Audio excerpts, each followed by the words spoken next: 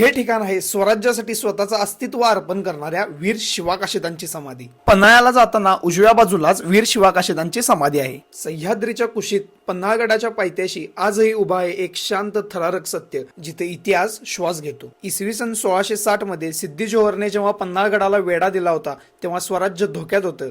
तेव्हाच पुढे आला एक सामान्य मावळा, शिवा काशीद। महाराजांसारखाच दिसणारा, पण महाराज नव्हे, तो होता स्वराज्याचा आरसा।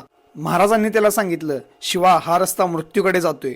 पण शिवा काशीद म्हणला, महाराज लाख मेरे तरी चालतील, पण लाखाचा पोशिंदा जिवंत राहायला हवा। शिवा काशीद महाराजांच्या वेशात गडाबाहेर पडले आणि पालखीत बसून पुढे निघाले। शत्रू फसला, महाराज सुरक्षित निसटले, पण शिवा काशीद त्यांना पकडलं गेलं आणि इतिहास अमर होण्यासाठी त्यांनी प्राण अर्पण केले। मुघलांकडून त्यांचा शिरच्छेद करण्यात आला। आज इथे ही समाधी फक्त दगड नाही, ही आठवण आहे की स्वराज्य रक्ताने उभं राहिलं। जर शिवा काशीद नसता तर कदाचित इतिहास बदलला असता।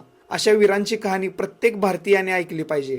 जय जिजाऊ, जय शिवराय। हा इतिहास पुढच्या पिढीपर्यंत पोहोचवण्यासाठी हा व्हिडिओ लाईक करा आणि शेअर करा आणि आपल्या पेजला आत्ताच फॉलो करा।